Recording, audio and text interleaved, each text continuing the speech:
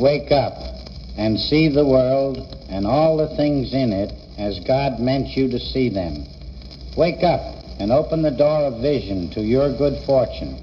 Do not make single or assorted troubles the most important thing in your life, especially if they cause you to drink alcohol. It takes as much energy to exercise a fear and worry complex as it does to stimulate a faith and happiness state of mind. In fact, to be happy takes much less energy than to be miserable. And if you are an alcoholic, you surely are not happy, but miserable. Wake up. Remember, worry never solved a problem or paid a bill. It just pyramids an insignificant anxiety into an unwieldy affair or another drunk. Wake up and know how silly you are to act as if failure were your birthright. Try believing that you cannot fail in remaining sober and see what happens. Almost immediately, hope and courage and strength will grow tremendously. Whatever mistakes you made yesterday will shrink into insignificance. You will not be afraid of tomorrow. You will begin to love today because the minutes and hours in it are yours to mold into the pattern of your choice. Wake up to the fact that you have the things necessary for your own success, just as everyone else has for his. Learn to live and make the most of 24 hours a day allotted to you. Nobody has more. The beauty about time is that even if you have wasted it up until now, you can now begin to use it well. A single minute may change your whole life. Yesterday, with its mistakes and cares, its faults and blunders, its aches and pains, has passed forever beyond your control. Tomorrow, with its possible adversities, its burdens, its large promise and poor performance, is also beyond your control and may never come for you. Let's therefore live but one day at a time. You have a mind that is your own factory, producing sooner or later the manifestations of whatever thoughts you put into it. You have a pattern in life, a good pattern, if you follow through as you were meant to. You also have a talent of one sort or another, whether you have discovered it or not, for talents are not always assertive or even evident until given exercise.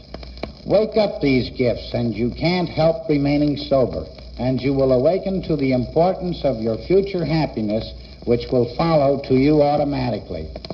A higher power and the golden rule will help us attain these qualities, and we will daily realize we are shaping the measure of our own success or failure in life by the way we deal with our neighbor, and will be more careful to give only the best we have in thought, word, and action.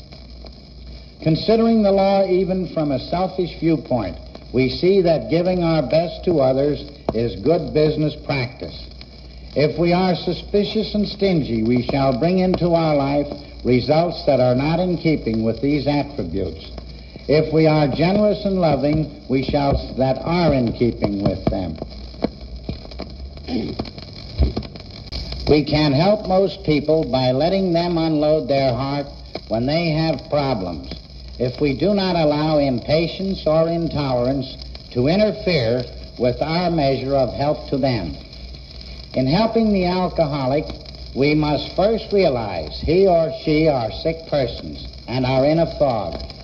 It requires patience, kindness, tolerance, and a spirit of continuous giving until your patient has reached the stage of understanding you.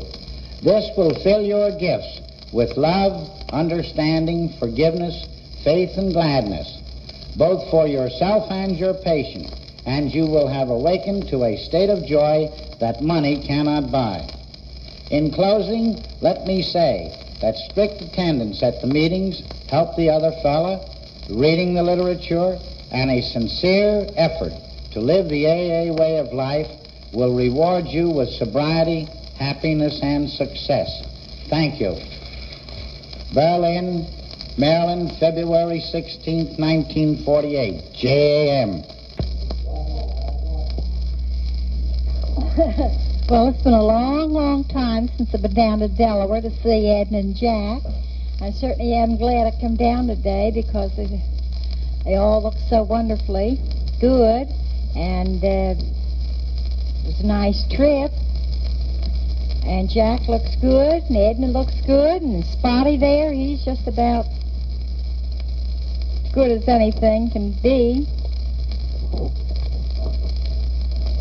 And we're down at the plant now, going over the place, and it's very beautiful.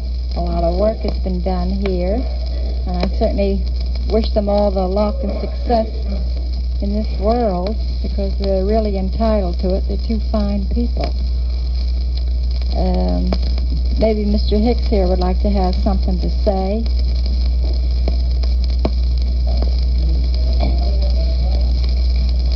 Well, I have to agree with my wife here that it's been a long while since we've been down at Delaware or Camden.